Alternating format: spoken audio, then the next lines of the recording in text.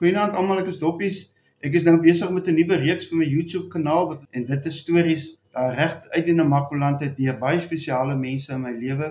Speel dit graag vir jou en ek hoop jy geniet dit saam met my. En toe dink ek nou aan die grappie of die ding wat ook gebeur het daar op ons plaas. Ek het al 'n vorige keer van hom om Rooigert Nieuwoud gepraat.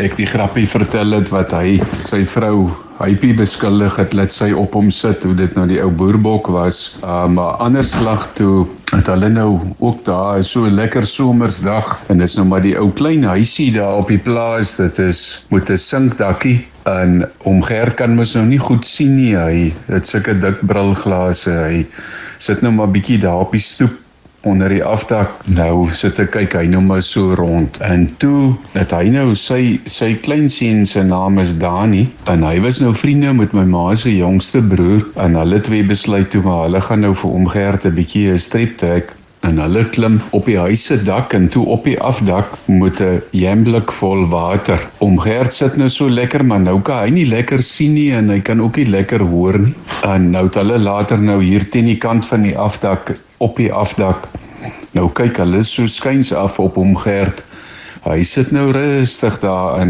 en geniet die buitelug, nou druk hulle hande in die jamblik, en dan sprinkel hulle nou vir Gert met water, nou sit Gert, maar skielik voel hy nou, hier val nou druppels op hom, nou dink hy dit moet seker nou sy verbeelding wees. Nou voel hy hier oor sy gesig. Nee, maar dis nie sy verbeelding nie, want sy hand is nat. Maar dis dan nou Namakwaland in die son skyn. Nee, hy weet nou glad nie wat aangaan nie, en nou sit hy maar weer, en net daar druk hulle weer hulle hande in die jamblik, en hulle sprinkel hom weer, maar nou sprinkel hulle hom so bietjie van 'n ander kant af, en Gert het weer so, nou vat hy op sy voorkop langs, want hulle het hom nou van die voorkant af. Nee, dit kan nie sy verbeelding wees nie.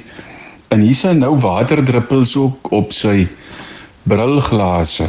Nou is hy daaraan baie verstom. Dit is Januarie in Namakwaland, dit kan nie 'n koue front wees nie. As dit nou reën hier, dan moet dit donderweer wees, maar hier's geen donderweer in die luggie. So blind is hy daarmee.